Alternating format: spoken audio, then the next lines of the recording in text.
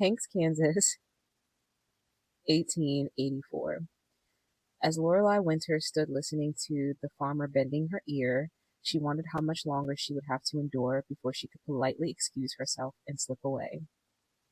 That is the first sentence of A Chance at Love by Beverly Jenkins, which we're talking about today. Let's get to it. So, hi, I'm a local hippie, and today just having a little book talk about this book. I read this book about 3 to 4 months ago, I would say, as a safe estimate. 3 to 4 months ago. It could have been longer than that. I still remember it pretty well, and I had such a fun time reading this. It was one of the very few books towards the middle to late half of 2025 that I just enjoyed so much. I enjoyed a lot of what I read in 2025, but I read this during a period where this was literally the only thing I was reading, and so it stands out because of that.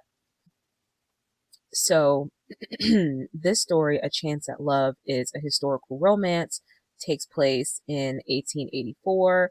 I found out in 2025 that I really enjoy period pieces uh, um, because I love learning about not only the history of how things were in that time period, but also about Black history because Beverly Jenkins is a Black author writing Black romances, Black historical pieces.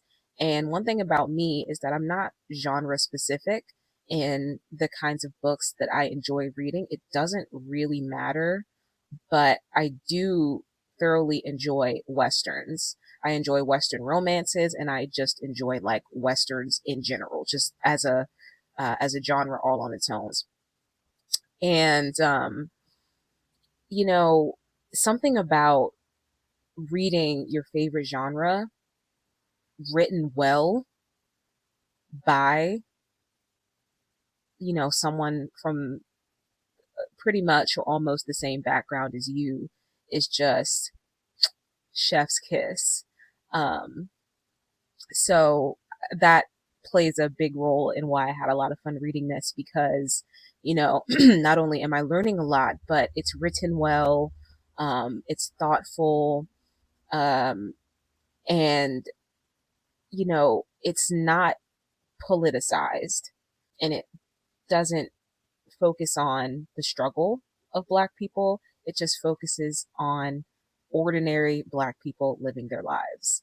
So, with all that being said, Lorelli, or so I listened to this via audio, and the the narrator uh, pronounced her name Lorelli, but I thoroughly believe that it's Lorelei. So if I kind of go between pronunciations, please forgive me. I believe that it is pronounced Lorelei and not Lorelli. Um, so in any case, Lorelei Winters is a gambler by trade, and that's how she makes her living. And she's very wealthy. And I believe, if I remember correctly, she has multiple, I don't want to say estates. She has an estate, but she has multiple little places she could go. She's that wealthy. Um, so she comes to Hanks, Kansas to gamble, essentially, as a part of a mail order bride train, which essentially is men apparently in this time, who were in need of wives. They would essentially order them the way we order stuff on Amazon, and they would come not next day shipped, but maybe next month shipped type situation on a train. And that is how Lorelei comes to Hanks, Kansas. She does not want to be a mail order wife. It, coming a part of that train was just a means to an end. She wanted to get there, and this was how the most accessible way to get to Kansas was through the mail order bride train. And when she gets there, again, she has her own plans, but almost immediately she runs into these cute little twins, Deidre and Beatrice. So I believe they were called Dee Dee and BB in the story. If they weren't, my bad. That's just how we're going to refer to them from here on out, is Dee Dee and BB. I believe they were referred to as such, though. And they are resourceful. They're orphaned. Their mom passed away. Now, what I did forget to mention is that Dee Dee and BB were adopted by their uncle, who ends up being the love interest, and I talk about him in a few seconds here. And I forget how old they are. I believe they are between the ages of 6 and 10, because I don't specifically remember what their ages were. Forgive me. But between the ages of 6 and 10. And they come into town on their own looking for a mama because they know this mail order bride service is coming into town. And Lorelai, she's like, oh, and they want Lorelai as soon as they see her because she's beautiful, pretty much just because she's beautiful and she was kind to them. And in the end, she is like, this is not what I came here for. I can't be your mama, but I will take you home. So she ends up taking them home. And this is when she meets Jake Reed, the love interest of this story. And she's just kind of pulled into their world. Because she just has a heart for these two twins. And at the beginning, after she meets Jake Reed and after she gets the girls home, she ends up leaving and she's like, okay, I'm gonna, leave town the next day. And somehow she ends up running into them again and is pulled right back into their lives. And she ends up agreeing to be their mama, but only for a year. And that's the general gist of A Chance at Love without going into too much detail. And it was just, I don't want to keep saying the same thing, but Dee Dee and BB were so precious to me. Um, they were resourceful, they were smart, they were fierce, they were funny, they were brave. And I love reading about well-rounded children characters and stories, um, because it's just such a breath of fresh air. And Lorelai, she was just a hoot to read about. A very independent woman, a very fierce woman, a very intelligent woman.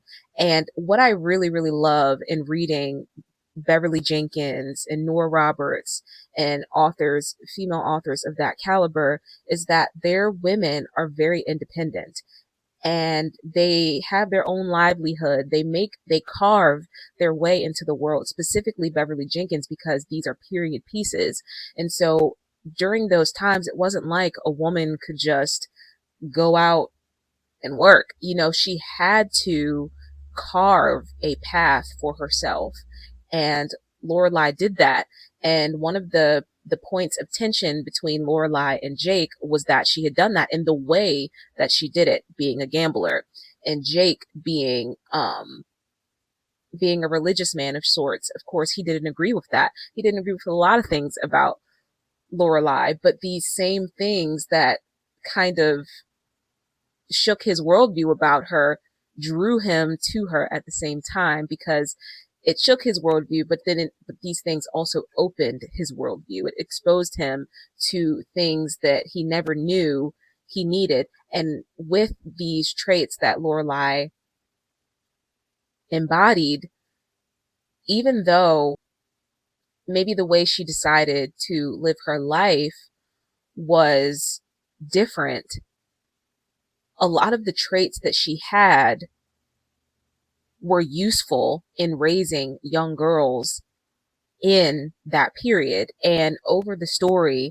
and as it progresses, Jake realizes that how much of a good mother she makes to these two impressionable young girls, because put aside her profession, put aside um, her attitude, her stubbornness. You know, these traits make her a hard worker. You know, these traits and the way that she has lived her life has given her compassion, has given her a very deep empathy, and has made her a strong candidate for motherhood, especially to the twins, especially to two young women, because it shows these two girls that they don't have to marry if they don't want to. And even if they did marry, they could still be very useful. They could still be individuals. They could still go to school. They could still be intelligent. They can do anything that they want to do if they put their mind to it, which, you know, in that day and age, you know, and with a lot of sort of religious people, they put a lot of limitations on women. And what Lorelai did was she challenged that. And I think that that's very important, um, because as women, we're not just second rate citizens. We are intelligent, we are feeling, we are capable, we are strong, we are insanely strong, and, you know, we're durable. So I really had a lot of fun with this book, and I love reading about women who dare. And that's a part of the reason why I think reading fiction is so important, because you can say what needs to be said without having to say it. You know, you get to show it. There was a lot of showing of what women are capable of when they believe in themselves in A Chance at Love. So I rated this one, I think, a 4.5. I really had a lot of fun with it. And I know, you know, I'm not the best at talking about it currently because I read it so long ago, but I still, as a whole, remember it. So yeah, with that being said, this is going to be the end of the video.